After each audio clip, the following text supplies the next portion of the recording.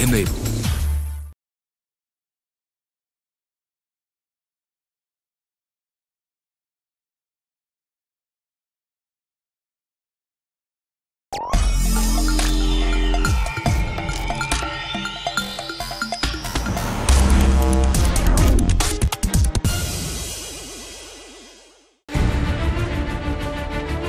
The digital age is staring at us in the face from the not-so-distant future. We already see countless instances of digital technology emerging and transforming our everyday lives. A simple example of cell phones being equipped with voice recognition software are able to take photographs and send them wirelessly across the globe at the blink of an eye. When information like this is captured and transmitted into a digital format, possibilities for that data become endless. Digital information, being far more reliable and malleable, can be processed, changed or even duplicated to meet an individual's demand. However, none of this will be possible if machines don't talk to one another. Interoperability being a key driver for the technological age, there needs to be a global push for a unified digital ecosystem to accelerate our journey into the digital age. Hello and welcome to the Digital Code, Scripting the Future of IT. This special two-part conversation with eminent stakeholders deep dives into the standardization of the digital ecosystem. Last time we talked about the role that India can play in creating standards for the global IT industry. Today we'll talk about developing a pool of human capital for creating these global IT standards, achieving interoperability between technologies and devices, as well as addressing growing security and privacy concerns using standards. To throw light on all of these and more, I'm joined by a very eminent panel of experts at our Noida studios. Vikas Arora, Chief Transformation Officer, IBM India and South Asia. Jagdish Mitra, Chief Strategy and Marketing Officer, Tech Mahindra. Mrityunjay Kapoor, Partner and Head of Technology, Media and Telecom at KPMG India. Reena Garg, Head of Electronics and IT Department at the Bureau of Indian Standards. And Jiten Jain, CEO of Voyager Infosec. Mrityunjay, we're in an age where all of us are operating on multiple devices. How can standards ensure smoother communication between devices, and what are the biggest challenges in achieving this smooth communication? So of course all these devices are from different manufacturers, have different operating systems. So standards for sure can create that connect in terms of making sure that the data transfer that is happening between devices is under a set protocol. Also, more importantly, it's secure. I think the personally identifiable information, the entire identity management of a device is very, very critical, and that can only be achieved if we have defined standards which enable these systems or these devices to really speak some sort of a common language. Right. I mean, they don't need to speak the same language, but has to be some common language. Jagdish, standards are more often than not associated with product quality. But as far as service delivery is concerned, especially in the IT sector, how do standards impact service delivery? It impacts significantly because you define standard operating processes, because then you know that a customer, because at the end of the day in an IT organization, you're doing things which are for a business which is ultimately delivering a service to an end customer. Right. So in the new world, you're constantly defining software and services that the end customer is going to consume. So you and me.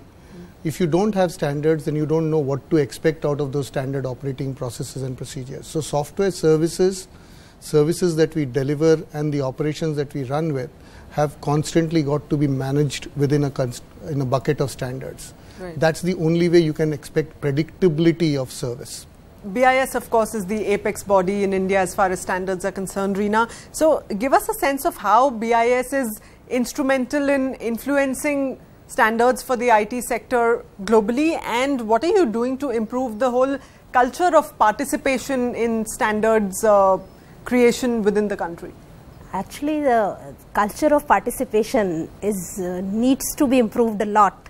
I agree with you totally that this culture in our country, the standards, the thinking that the standard, the need for giving time, effort, and money, to the standard formulation process is at the back end at present. But now, as you have said, that the standards can only be the solution for all these kinds of problems which we are facing, the interoperability, the integration of the various technologies. So we need to come forward, the industry need to come forward, the regulators need to come forward, the academia needs to come forward to put forward their efforts in consolidating, and BIS will give them a platform. BIS because deals with all these technical committees at international level, and we are the part of international standard setting process through BIS technical committees. Right. So all the participants, all the stakeholders, they need to come through BIS to participate in all these standard setting. Vikas, you operate in various global markets. Of course, IBM is present across the world. How different is our approach to standards from that of developed nations and as compared to other emerging nations, maybe China in particular? Fundamentally, the approach is the same, and the more we've been here discussing this topic, it is clear that it is really a very coordinated approach. I think where we stand sort of differentiated here is in the ability for us to get a diverse set of ecosystems and use cases. I think that way, the whole context of India provides us with that opportunity. Now, have we effectively mapped it today? Have we effectively brought that to the fore? I think there's potentially a question mark there. So I wouldn't say there's a difference, but I think there is definitely a latent opportunity to tap into the ecosystem that we present as a country. Along with that opportunity, there are threats as well. There is the huge threat of privacy, of data invasion. Jiten, how future ready are we in terms of compliance? How future ready is our entire standards ecosystem? Is it evolving at the pace at which technologies are evolving? I don't think the ecosystem is evolving. What is evolving are the some structures on some pillars of ecosystem, and you can't build a pyramid on one single wall. You have to build all four walls together. So you look at the problem. Look at the organizations like ITU. They are still in this old age hangover of thinking the world is in this fixed line telephony era where they are focusing on the quality of interoperability communication, which will obviously solve the problem of business and cross device communication. But I don't think we have realized the gravity of threat when we look at the standardization for security, when we look at the need of standardization for decision making, especially in the age of AI. And now what is happening is that everybody is going in for automation, putting all sort of sensors and devices everywhere without standardization. And what is happening is that now we are having data and money graph for us everywhere. It's a golden age for hackers. So given all of those threats, Mrityunjay, how would you chart the road forward as far as security concerns are concerned? What should be the topmost agenda, especially with respect to standard setting? I'm taken aback with the gloomy picture of security threats, but I think the security starts with awareness. And the first element is that a lot of the children, the younger generation, is actually growing up in a digital age with multiple devices, access to multiple technologies, and I think that awareness is a starting point in terms of how do we make the entire sort of generation aware, and including all sort of tech-enabled citizens in any country. The second, of course, is standardization, and standardization can provide you a framework. But it's also important to say how do you keep ahead of any and every exploitation that happens, and that's investment into R&D, investment into SOCs, investment into training and development on a continuous basis. So standards will play a very important part, but I think it has to be more than standards which is going to secure us or our future generations in this new age of technology. Right. Because as far as standard setting for cloud is concerned globally, where does India stand, and what should be the roadmap ahead for India to participate more in global standard setting as far as cloud is concerned? See, let's understand, as we all know, cloud is essentially an underlying infrastructure. What runs on top of cloud is actually going to be the one that is going to have the disruption potential or the benefits that we are talking about here. Now, from an India context, like I was saying earlier, we have, the largest or among the largest developer population. Now, developers today are free to choose whichever technology they want to deploy for whatever they're building. And it is those kind of applications that are going to make AI real, IoT real, blockchain real. But when developers actually do and build applications, they need to rely on a certain standard that the cloud infrastructures provide today. Right. So they can actually feel free to deploy whatever they're building without having to think about, hey, I'm building it to deploy here versus there. And I think that is really where, and given the kind of opportunity that India presents from a developer population point of view, I think having standards is just going to create or give an impetus to innovation, and that is actually going to make some of these technologies more real than they are today. Right. And Jagdish, from an IT perspective, what are the pain points that you think governing bodies like the BIS should be looking at addressing and looking at bringing out in global conferences perhaps, so that maybe adoption of cloud and other emerging technologies is much faster, especially by smaller businesses in India? 2-3 things that I think the BIS can do for us. One is obviously work, as Reena said, about working with the industry to create a standard platform where people can share their views and opinions and how it can apply to it. Second is, I think, take it out to the colleges and universities to enable to bring in that culture of following a certain standard as you start to become employable and start to do, because today's world you don't need to graduate to become employable. You can create solutions, you can create apps, you can create a whole lot of innovation while you are in a college or a university or wherever. Right. Third, I think, is make sure that this is applicable to India. I don't think it is more about Indian standards. It's more about, are we adopting standards that are applicable to India, or are we force-fitting them from outside? If it is adopting standards which are applicable to India, no need to change. You need to just raise the awareness and make sure, because we are ultimately in the connected world, we are delivering an experience which is global. Correct. We have to look at not just India as the market, but the whole global market where we are driving solutions. All right. Okay, so on that note, we are going to head into a very short break right now, but stay with us as this exciting conversation continues on the other side, right here on the Digital Code, Scripting the Future of IT.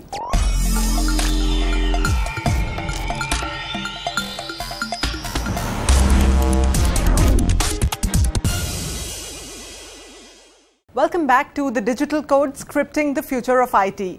Collaboration is key to the success of any idea, and standardization of the digital ecosystem is really no exception. It requires collaboration of all kinds, collaboration between the public and private sectors, between nations, and collaboration within organizations. Talking of collaboration, at IBM, how collaboratively do you work with standards bodies as well as developer communities to ensure that interoperability standards are freely available and freely implementable?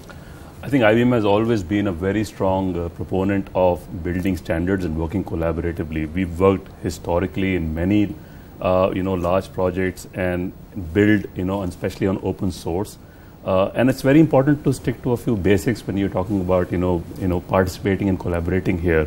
Is there a thriving ecosystem behind it? Is there a transparent process? And most importantly, is there open governance around, how these communities are building and deploying or creating standards? And you would see historically, wherever these principles have been adhered to, those communities and those bodies have actually become, bigger, and those technologies have become pervasive. Reena, on an international level, how collaboratively does BIS work with other emerging superpowers, perhaps China or other emerging markets? How collaboratively do you work with them, and are we all on the same page as far as global standard setting is concerned? Yes, we are. So, like when we formulate the standards, international standards, along with all the members, the viewpoints of all the countries are taken into account, and at that point of time, like we can raise our concern, our issues which should be dealt with and incorporated in the standards. So we are in a way collaborating with all these kind of countries and national bodies who are participating in international standard setting process. What are the biggest challenges that need to be addressed to ensure that our current workforce is future ready? Well, I think the biggest challenge is for the current workforce to realize that they will not be relevant if they don't change. I think... are you investing enough to help them change? Yeah, absolutely. And we are trying to change the whole model. We are disrupting internally first before we go and tell the world how we will disrupt them. And the internal disruption is that we want to make sure that people first recognize there is value in changing. You can't run the old school model of saying, come to class because the boss has said or the teacher has said, and now you'll follow course number 1 to 10 from 9 to 5. That's not the world anymore. The world has to recognize that people who come to class have to see there is value in them, and it's our job as a team or as the leadership or management, whatever terminology you want to call it, is to ensure that we make them aware that without the change, they are no longer relevant, or we are no longer relevant as organizations in the future. So standardization for us, it becomes embedded in terms of security development into software, into standards realization, and we do software development, and we create a whole library of learning from there. All right. And on the security front, Jiten, what's the sort of gap that we have as far as workforce is concerned, and how would you chart the way forward? I think there is a fundamental problem with standardizations of AI and cloud, especially AI.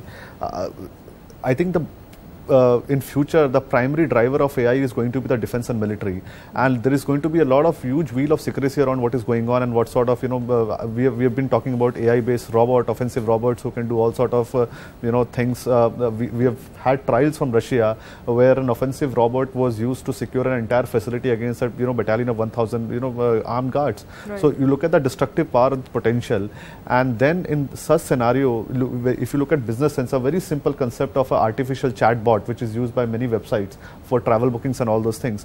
Now the issue is that we have to have some sort of law enforcement consults also been taken care in standardization process. For example, if you go to a travel booking website and while you're travel booking a ticket, and suppose something goes wrong, I think you should know that whether you were talking to an individual or a bot. I think most of the websites are not willing to reveal whether the customer is talking to a bot or a human, just because they want to give this flavor of how good our customer care, personal touch is there. So I think when it comes to AI, more than standards, has to be about law enforcement security and what we don't have to do despite of what is possible and what can be taken care of. But we have to draw certain lines which we as humans should not cross. That's my suggestion. Right. Mrityunjay, would you like to add to that? How much regulation do we really need to ensure that we meet minimum standards and we don't really misuse technology like Jiten was just telling us? I think we are anyways an over-regulated country, and it's all about implementation of those regulations. Now I completely understand the fact that you've got AI doing various activities, for example prescribing medicine or taking on a lawyer's work. I think all of those have to be dovetailed into the regulations, and I think a large framework for it exists. And it's how we implement it or how we make sure that all of this comes under the ambit of regulations. So I would say that more than regulation, it has to be ethics, it has to be governance, how any of these new technologies impact us as humans and also have an impact on an organization and its employees. So that combined with the regulatory framework is how this will go forward. All right. Okay, so we are running short of time. So let me close by asking each one of you for that one step that Indian IT stakeholders need to take immediately that can lead to better standardization of the whole digital ecosystem. And we are going to keep this really short, 30 seconds each. What we need here is, forums like these where we are actually bringing, I think, the public imagination around, just like a topic in AI, just caused different, misinterpretations, misconceptions. I think it's important to clarify and then define the right problem statement that we're looking to solve here. All right. Jagdish? Data and AI. I think that's got to be the real place where the world is going to change. It's only going to be data, whether it's IoT or networks. This is providing data, and the next level on top of it is what you make out of it. Right. And that's going to be AI and customer experience. So to me, if you get regulation or guidelines around how to do it, that's good enough. Mrityunjay? So devices, I think if we can take the lead in setting standards for devices and manufacturing, it will really take us into the next age of technology. Okay, Reena? So the infrastructure and the mechanism are there. Like what is needed is that we have to change our mindset, to review our priorities, to put in more efforts, to put in manpower and to put in money in this kind of activity, and to make India a successful economy, and commitment has to be from the top level. All right. Jitain? There is a huge potential for using these technologies, AI, IoT, and all sort of sensors. But we must, over-regulation obviously will be a problem, but the absence of regulation will be an even bigger problem. Right. So we must have some sort of interim arrangement. It may be in the form of guidelines. It may be in the form, some sort of regulation which can be then, decided flexibility in cases by a committee in case there is a problem. And we must ensure that when we talk about sensors, who can use it, how much of the data can be retained, and in case of there is a data breach or leakage, who is held responsible? Okay, thank you so much, gentlemen. Thank you, Reena, for joining us on the show today. We had a wonderful time with all those insights. With that, it's a wrap on this special two-part conversation on standardizing the digital ecosystem. Hope you enjoyed those valuable insights that will surely help script the future of IT. Thanks for joining us. Goodbye.